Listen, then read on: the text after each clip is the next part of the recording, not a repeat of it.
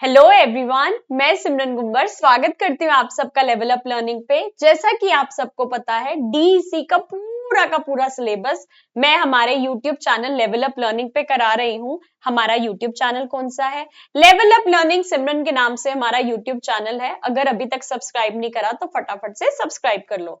क्यों सब्सक्राइब कर लो? क्योंकि डीईसी 1 पूरा का पूरा सिलेबस, डीईसी 2 पूरा का पूरा सिलेबस, डीईसी 3 पूरा का पूरा सिलेबस मैं हमारे YouTube चैनल पे फ्री क्लासेस डाल रही हूँ। हिंदी मीडियम की क्लासेस अलग आती हैं, इंग्लिश मीडियम की क्लासेस अलग आती हैं। तो आज की इस वीडियो में हम डीईसी का चैप्टर नंबर 1 करने वाले हैं कि ये जो चैप्टर है इसके अंदर क्या क्या इंपॉर्टेंट है, कौन सा क्वेश्चन बनता है। अब जो क्वेश्चन पेपर में आता है, बुक से समझने लगोगे तो तुम्हें देर लग जाएगी। तो मेरे जो इंपॉर्टेंट क्वेश्चन आंसर के नोट्स हैं उसमें से मैं वो क्वेश्चन भी प्रॉपर फ्लो चार्ट के साथ समझा दूंगी।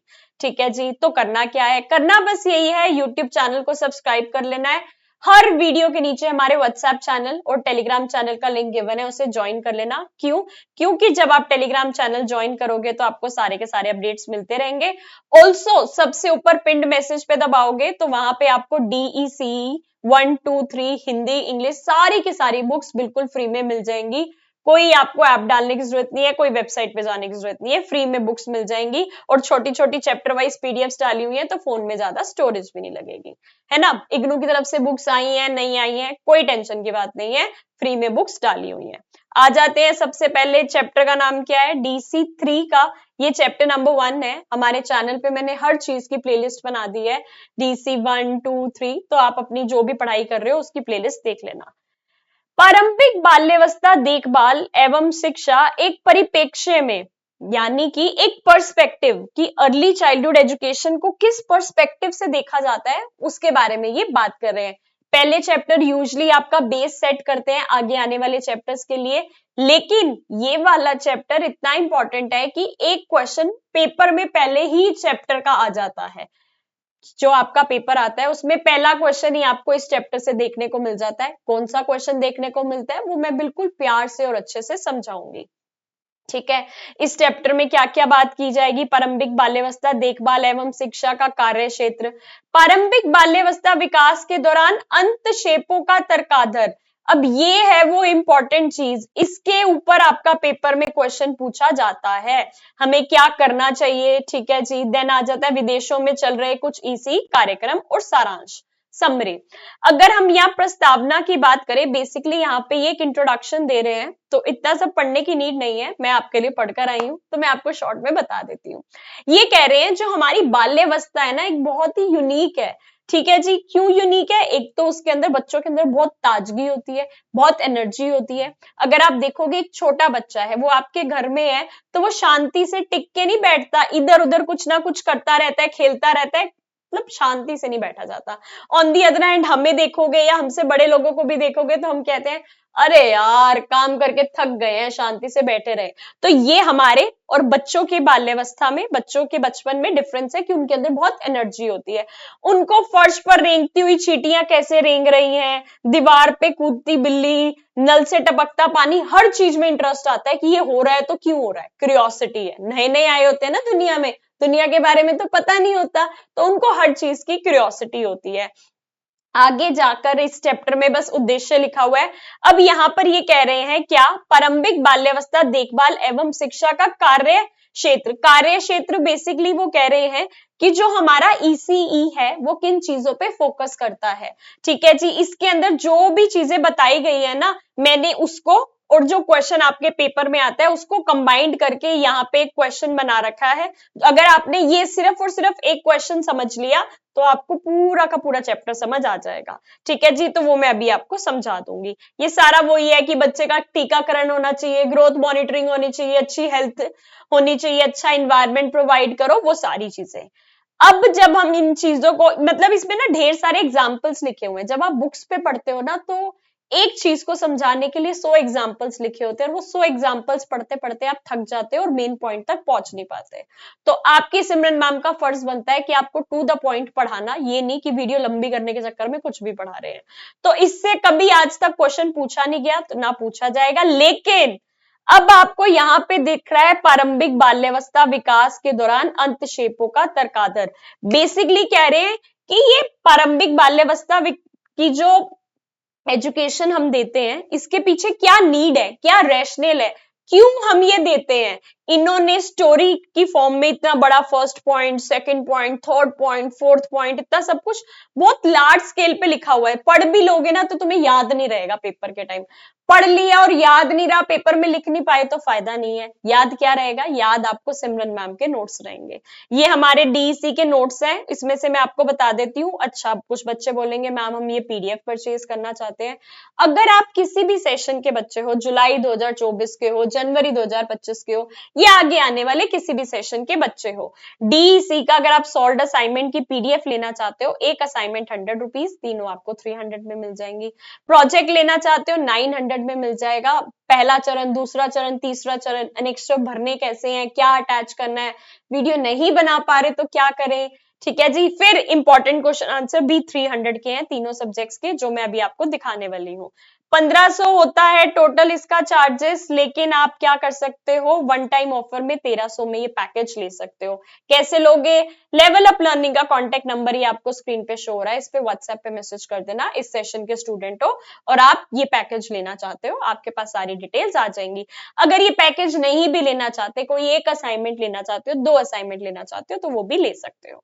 ठीक है जी, आ जाते हैं अपने आंसर पे। आंसर क्या कह रहा है, DC3 का पहला और सबसे इंपॉर्टेंट क्वेश्चन। अगर आपने ये क्वेश्चन समझ लिया तो समझ लो एक क्वेश्चन आपका DC3 का पक्के वाला पक्का डन हो गया। जीवन के पहले 6 वर्षों में प्रारंभिक बाल्यावस्था विकास अंतक्षेपे प्रदान करने के महत्व का वर्णन दीजिए।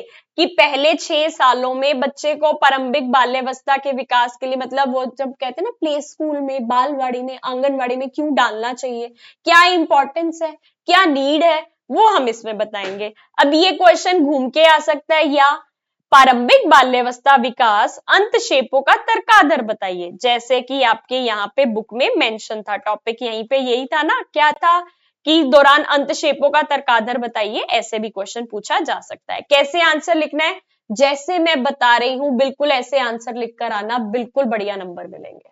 ठीक है जी।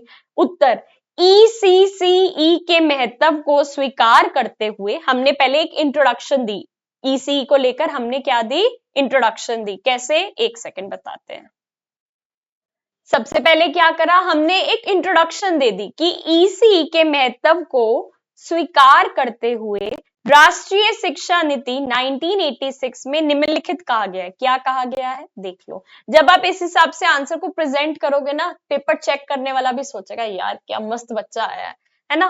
बाल विकास के समग्र स्वरूप, ओवरऑल, ठीक है, ओवरऑल पर्सनालिटी पे फोकस किया जाता है ना। बाल विकास के समग्र स्वरूप अर्थात पोषण, स्वास्थ्य और सामाजिक, मानसिक, शारीरिक, नैतिक और भावनात्मक विकास। क्या कोई विकास का हमने डोमेन छोड़ा, नहीं, क्योंकि सर्वांगीण विकास है ना।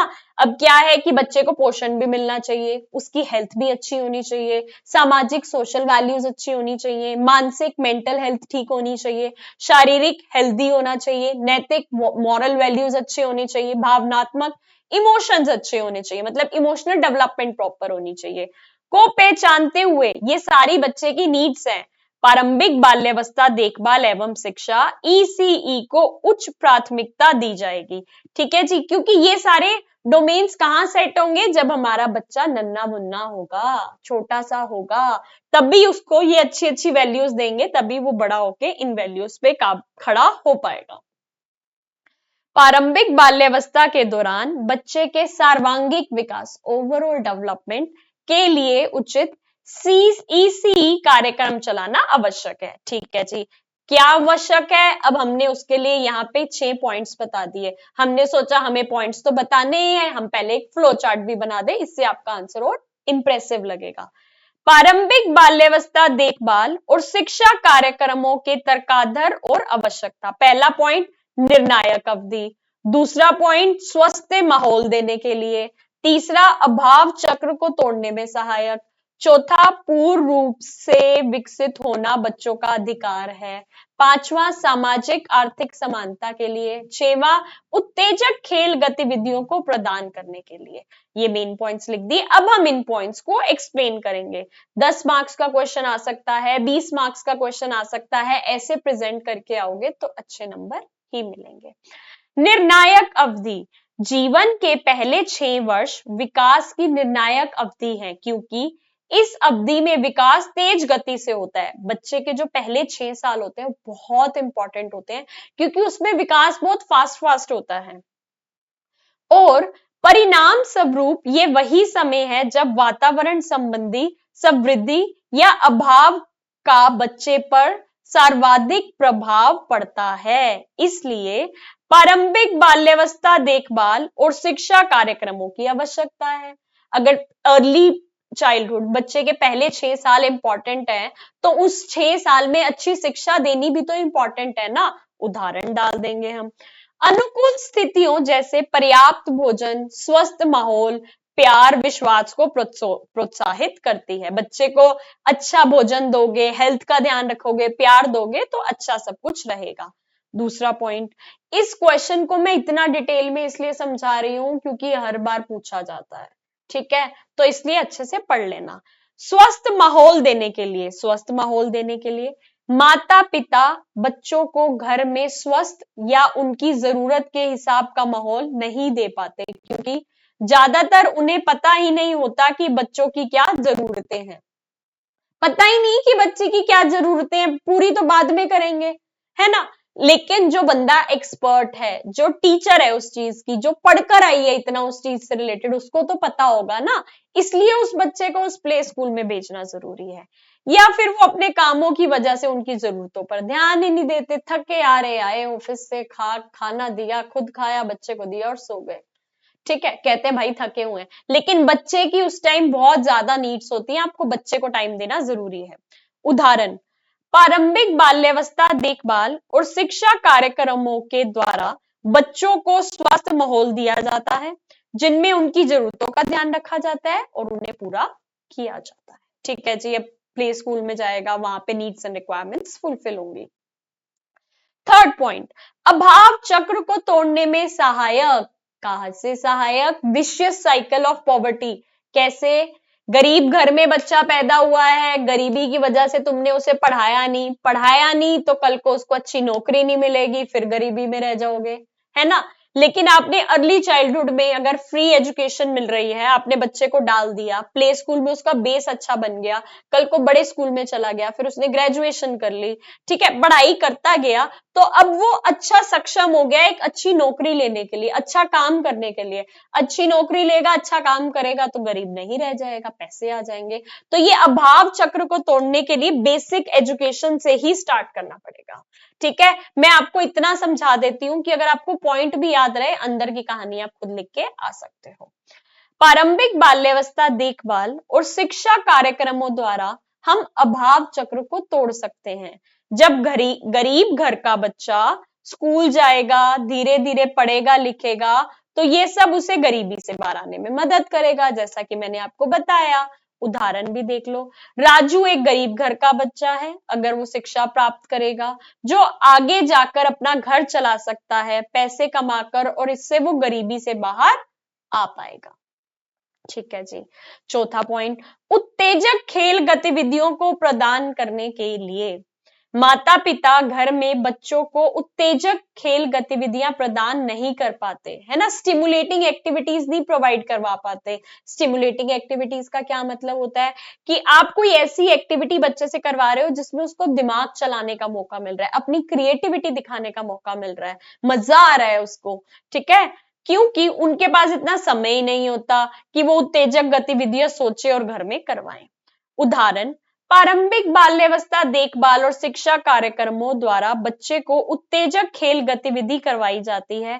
खेल विधि द्वारा बच्चों को बहुत सी महत्वपूर्ण जानकारी भी दी जाती है। पांचवा पॉइंट, पूर्ण रूप से विकसित होना बच्चे का अधिकार है। अरे भाई, हर बच्चे का अधिकार है कि वो पूर्ण रूप से विकसित हो सके। हर बच्चे का अधिकार है कि उसको शिक्षा मिले, चाहे अमीर का बच्चा है या गरीब का बच्चा है, ठीक है। बच्चों की प्यार भरी स्नेहपूर्ण देखभाल और सेवा की जानी चाहिए ताकि उन्हें भी पूर्ण रूप से विकसित होने का मौका मिले। ये उनका अधिकार है। उदाहरण, रजनी एक बच्ची है और ये उसका अधिकार है कि उसे पूर्ण रूप से विकसित होने के लिए अवसर दिया जाए।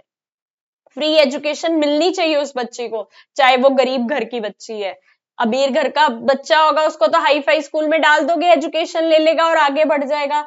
लेकिन गरीब घर का जो बच्चा है उसका भी तो अधिकार है ना शिक्षा का। तो उसके लिए हमें हमारी सरकार को फ्री एजुकेशन प्रोवाइड करनी चाहिए। सामाजिक आर्थिक समानता के लिए गरीब बच्चों को प्रारंभिक शिक्षा का अवसर नहीं मिल पाता, जिसकी वजह से उनकी पढ़ाई की नींव कमजोर रह जाती है। माता पिता लड़कियों की पढ़ाई को महत्व नहीं देते, इसलिए प्रारंभिक बाल्यावस्था देखभाल शिक्षा कार्यक्रम जरूरी है। घर में एक लड़का एक लड़की है, गरीब परिवार है तो सोचेंगे लड़के को पढ़ा देते हैं, लड़की को नहीं पढ़ाते। क्यों? क्योंकि कम पैसे हैं, है ना। ऐसा नहीं होना चाहिए। और अगर फ्री एजुकेशन होगी, बेटर एजुकेशन होगी, फ्री एजुकेशन होगी तो गरीब घर का भी होगा, जो मतलब पेरेंट्स होंगे सोचेंगे चलो पैसे तो नहीं लग रहे ना, लड़की को भी पढ़ा देते हैं, है ना। तो इससे बेनिफिट होगा। उदाहरण, प्रारंभिक बाल्यावस्था देखभाल और शिक्षा कार्यक्रम द्वारा लड़कियां और गरीब बच्चों को भी प्रारंभिक शिक्षा ले पाएंगे। निष्कर्ष, इतना अच्छा आंसर लिखा है तो निष्कर्ष तो हमारे बच्चे जरूर लिख कर आएंगे। प्रारंभिक बाल्यावस्था देखभाल और शिक्षा कार्यक्रमों का मानव अधिकारों, स्वस्थ माहौल प्रदान करने में, सामाजिक आर्थिक समानता के लिए, नैतिक मूल्यों, अभाव चक्र को तोड़ने में सबसे लाभदायक सिद्ध होगा। ठीक है जी, क्या कह रहे हैं? अब उन्होंने सारे पॉइंट्स को क्लब कर दिया कि प्रारंभिक बाल्यावस्था देखभाल और शिक्षा कार्यक्रमों से मानव अधिकार, स्वस्थ माहौल प्रदान करने में, सामाजिक आर्थिक समानता के लिए, नैतिक मूल्य, अभाव चक्र को तोड़ने में सब लाभदायक होगा।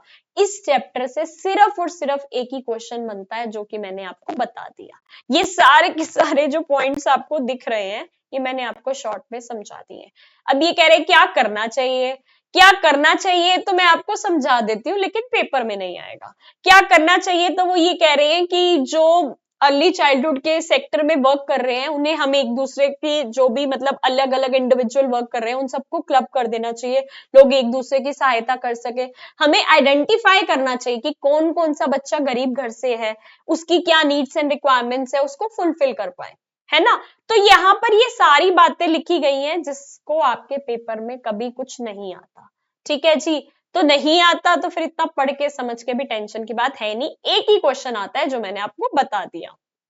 ठीक है, अब क्या कहते हैं नीचे, विदेश में चल रहे कुछ ईसीई कार्यक्रम पेपर में नहीं आते, फिर भी मैं आपको बता देती हूँ। एक है Nepals project entry point, Nepals project entry point, उसमें भी ईसी से रिलेटेड वो कैसे वर्क कर रहा है वो बताया हुआ है। दूसरा है Peru program of initial education, PRONOEI, ठीक है जी, इसमें भी अर्ली चाइल्डहुड एजुकेशन के बारे में बताया हुआ है। Thailand's integrated nutrition and community development programme, अब ये भी बताया हुआ है। ये 3 प्रोग्राम्स के बारे में बताया हुआ है लेकिन पेपर में नहीं आते।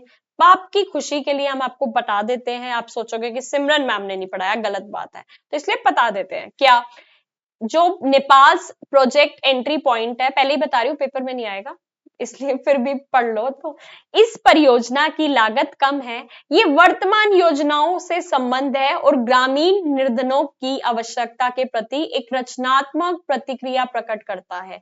एंट्री पॉइंट स्त्रियों को आर्थिक गतिविधियों में भाग लेने से भी समय देता है और साथ ही साथ बाल देखभाल के लिए प्रोत्साही उत्तरदायित्व की संगठित करने का भी प्रयास करता है, क्लब करने का। इतना सफिशिएंट है।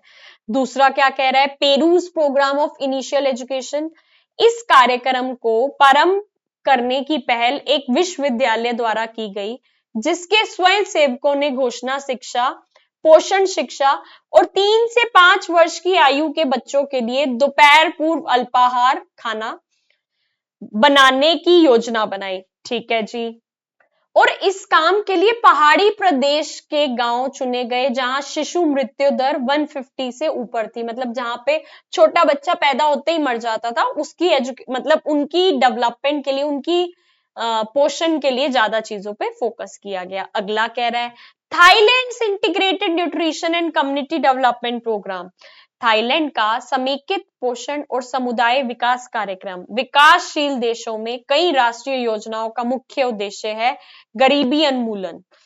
थाईलैंड में गरीबी का उन्मूलन करने का ये कार्यक्रम के साथ साथ समुदाय आधारित प्राथमिक स्वास्थ्य सेवा, प्राइमरी हेल्थ केयर, पोषण शिक्षा, पूरक आहार और वृद्धि अनुवेक्षण के कार्यक्रमों को भी जोड़ा गया। सेम अर्ली चाइल्डहुड एजुकेशन के सेक्टर में जो काम कर रहे हैं, इसको एक्सप्लेन करने के बाद ये इन्होंने कुछ क्वेश्चन दिए हुए हैं और फिर आ गया सारांश यानी कि चैप्टर कंप्लीट। एक बार ये पढ़ देते हैं ताकि आपको अच्छे से याद रहे।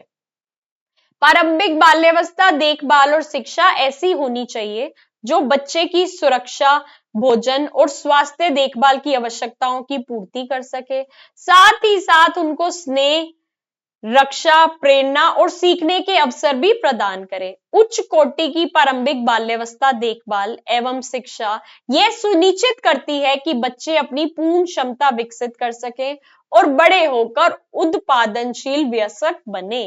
प्रारंभिक बाल्यावस्था देखभाल और शिक्षा वर्षों के महत्व से संबंधित अनुसंधान देखकर यह तथ्य जानकारी की गरीबी और अभाव के नकारात्मक प्रभाव की यथासमझ अंतक्षेपों द्वारा क्षतिपूर्ण की जा सकती है। ये सारी बातें वो ये हैं जो मैंने आपको बताई थी, लेकिन टफ लैंग्वेज में है। मैडम इस चैप्टर से क्या कोई पेपर में क्वेश्चन आता है? कौन सा? DECE 3 से क्या कोई चैप्टर में क्वेश्चन आता है? जी हाँ आता है, एक ही क्वेश्चन आता है। कौन सा क्वेश्चन आता है? जो सिमरन मैम ने अपने नोट से बता दिया है। ठीक है जी, एक बार फिर से देख लो इसको, स्क्रीन पे मैंने आंसर को चला दिया है। आगे आने वाली वीडियोस में हो सकता है जो क्वेश्चंस पेपर में आते हैं वो मैं अपने नोट से ना दिखाऊं, क्योंकि फिर वो बच्चे बोलेंगे जिन्होंने परचेज करा है कि मैम हमने तो परचेज करा था, है ना। तो वो आप अगर जब हमारे इंपॉर्टेंट क्वेश्चन आंसर्स की PDF लोगे उसमें आपको मिल जाएगा, बाकी फ्री में मैं पढ़ा रही हूँ।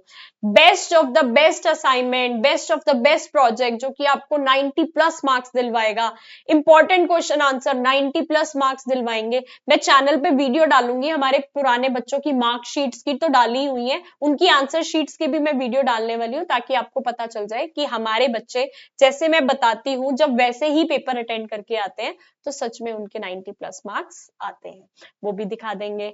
प्रोजेक्ट लेना हो 900 में सॉल्व PDF मिल जाएगी। लिखना आपको खुद है अपनी हैंडराइटिंग में, अपनी हैंडराइटिंग में नहीं लिखोगे तो रिजेक्ट हो सकता है ना।